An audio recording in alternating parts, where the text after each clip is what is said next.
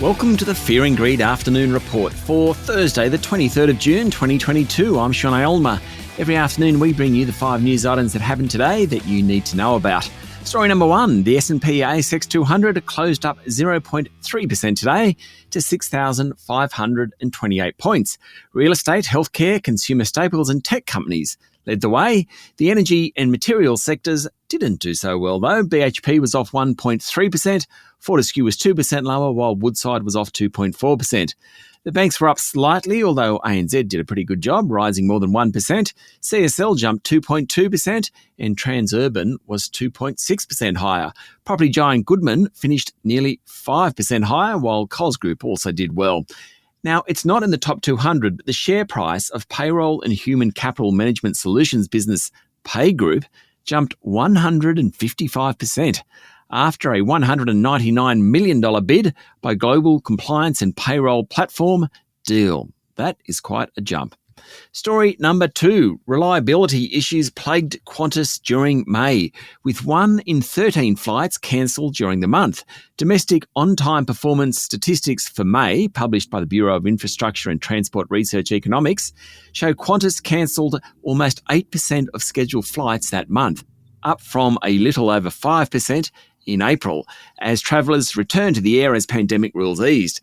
An airline spokesperson said these results were only marginally worse than Virgin Australia, which cancelled about 5% of flights in May.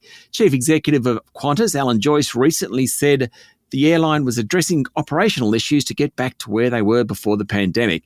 Now, Qantas isn't the only carrier experiencing troubles. We're hearing similar stories in Europe and the US. Qantas did improve slightly its on-time arrival performance. 62% of flights arrived on time in May, compared to 59% in April. Virgin's on-time arrivals was flat at 66%. Regional Express was best at 76%. Story number 3, trade tensions with China seem no closer to abating after Beijing today defended its trade sanctions on $20 billion worth of Australian exports as beyond reproach.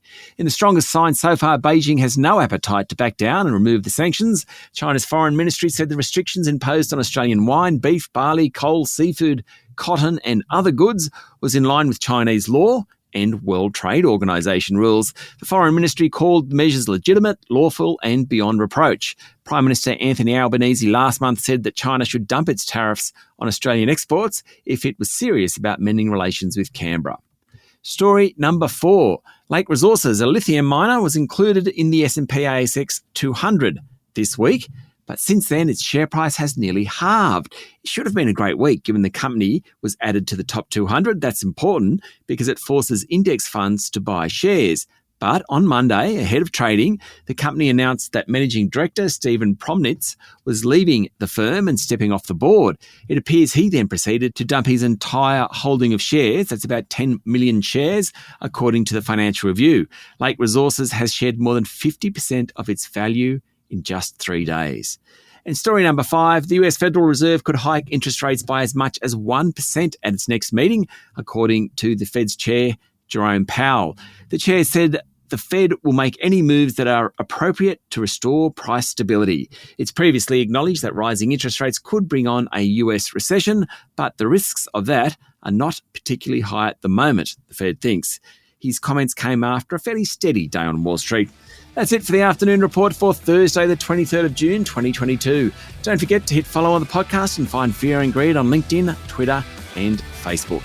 Join Michael Thompson and I tomorrow morning for the Friday Fast 5 by Fear and Greed. I'm Sean Aylmer. Enjoy your evening.